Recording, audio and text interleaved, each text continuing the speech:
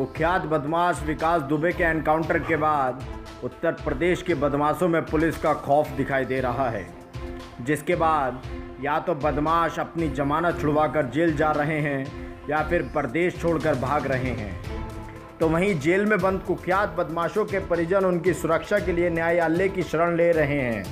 ऐसा ही एक मामला मेरठ के कुख्यात बदमाश उधम सिंह से जुड़ा हुआ सामने आया है। उधम सिंह का नाम प्रदेश के टॉप 25 बदमाशों की सूची में शामिल है, जो इस वक्त आजमगढ़ की जेल में बंद है। उधम सिंह पर कई हत्या और रंगदारी के मुकदमे भी दर्ज हैं, जिसको लेकर उसको अलग अलग जिलों में पेशी पर आना पड़ता है। लेकिन अब उधम सिंह के परिजनों को उसके एनकाउंटर का डर सताने लगा है। उधम सिंह की पत्नी पुष्पा सिंह ने उधम सिंह की सुरक्षा के लिए सुप्रीम कोर्ट में एक याचिका दायर की है। उधम की पत्नी ने बताया, जिस वक्त पुलिस उधम सिंह को पेशी पर लेकर आती है तो उन्हें इस बात का डर रहता है कहीं पेशी के दौरान ही उधम सिंह का एनकाउंटर ना हो जाए। इसलिए उन्होंने न्यायालय की शरण लेते हुए उधम की सुरक्षा के लिए सुप्रीम कोर्ट में एक याचिका दायर की है, जिससे उधम सिंह को सुरक्षा मिल सके और एसटीएफ फर्जी एनकाउंटर ना कर सके।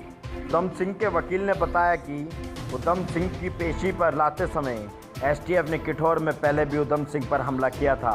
उन्हें आशंका है कि कहीं फिर से ऐसी घटना ना हो, इसलिए उधम सिंह की पत्नी के कहने पर सुप्रीम कोर्ट में उधम की सुरक्षा के लिए एक याचिका दायर की गई है। आपको बता दें, उधम सिंह की पत्नी पुष्पा सिंह मौजूदा वक्त में करनावल गांव की चेयरमैन भी है। जब से विकास दुबे एनकाउंटर में मारा गया है, तभी से उन्हें उधम सिंह की हत्या की आशंका हो रही है। पुष्पा सिंह का कहना है कि उधम सिंह को सुरक्षा मिले और एसटीएफ सुनियोजित तरीके से उनका एनकाउंटर ना कर सके। इसी के लिए सुप्रीम कोर्ट में उन्होंने एक याचिका दायर की है। क्या नाम है आपका? मेरा नाम पुष्पा देवी है। आप क्यों आए आज यहाँ पे?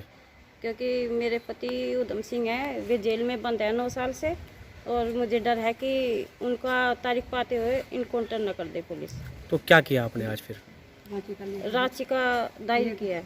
कहाँ पे? दिल्ली सुप्रीम कोर्ट में। तो आपने याचिका सुप्रीम कोर्ट में जो दायर की है, उसमें आपने क्या मांग की है? यही मांग की है कि मेरे पति को कोई जोखिम न हो जाए। क्या नाम है आपका? अमरपाल सिंह भट्टल जी। वकील साहब, आज यहाँ पे जो आप आए हैं उधम सिंह की पत्नी को लेकर, क्या मामला है?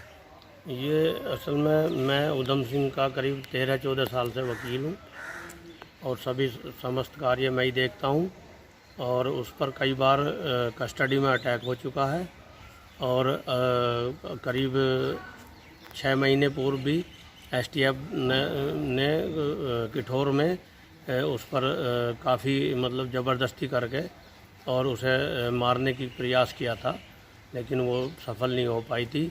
अब बार बार उसका जो है उसके परिजनों को और उसकी धर्मपत्नी पुष्पा देवी को यह खतरा बना हुआ है कि कहीं पुलिस जेल ट्रांसफ़र करके या कहीं रास्ते में कोई एनकाउंटर ना कर दे, क्योंकि उस पर कई बार जानलेवा हमला हो चुके हैं और पुलिस बार बार उसका नाम उजागर कर रही है। इसलिए मैंने सुप्रीम कोर्ट में ऑनलाइन याचिका दायर कराई है, जो कल दायर हो चुकी है, और जिससे कि उसका एनकाउंटर ना हो सके और जो भविष्य में वह सही सलामत रहे।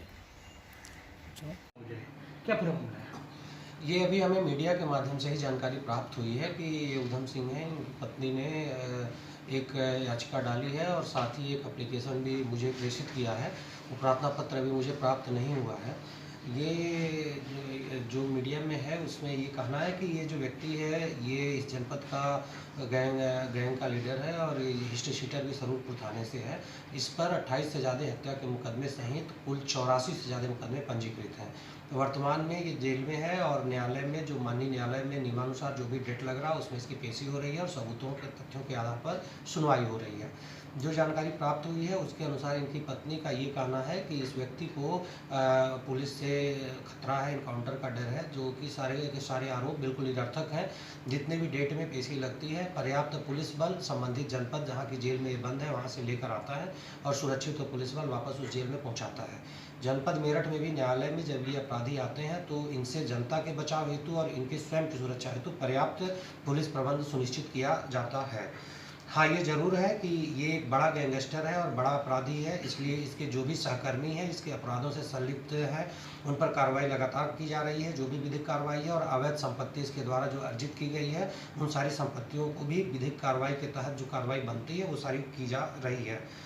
और इसके द्वारा जो भी आरोप लगाए गए हैं, इसमें किसी भी आरोप की निरर्थक है, कोई पुष्टि नहीं हुई है। साथ ही मेरठ पुलिस ने स्वयं ही माननीय न्यायालय से अनुरोध किया है कि ऐसे अपराधियों की पेशी जो है वो वीडियो कॉन्फ्रेंसिंग के माध्यम से कराया जाए, इन्हें ले ही ना जाए उस जेल से। तो उस दिशा में भी हम लोग जो सार्थक कदम है वो उठा रहे हैं। इस समय प्रेजेंट टाइम में कौन सी जेल में बंद है? वर्तमान में आजमगढ़ जेल में बंद है। Thank you sir. इसमें जैसा कि देखिए, पूर्व में भी अभी जल्दी एक मामला ऐसे ही मामले सामने आया कि कोई अपराधी पुलिस के साथ पेशी पे आ रहा था और उसके साथियों ने उसको छुड़ाने का प्रयास किया, जिसमें हमारे एक सब इंस्पेक्टर शहीद भी मुजफ्फरनगर हो गए थे। इन सब चीज़ों को भी ध्यान में रखा जा रहा है, और जब भी हमारी सीमा में कोई क्रिमिनल आता है इस तरह पेशी में, तो हम अपने स्तर पर भी पर्याप्त पुलिस प्रबंध लगाते हैं, और जिन जिन जनपदों से होकर वो आते हैं या जाते हैं उन्हें भी सूचित किया जाता है। तो ये भी है कि पुलिस कर्मियों की भी सुरक्षा इसमें सुनिश्चित की जा रही है कि कहीं कोई क्रिमिनल ऐसा भी ना हो कि उसके साथियों और हमारे पुलिस कर्मियों की जान खतरे में पड़े। इन दोनों तथ्यों को देखा जा रहा है, और जो न्यायालय की विधिक प्रक्रिया है उसको सुनिश्चित कराया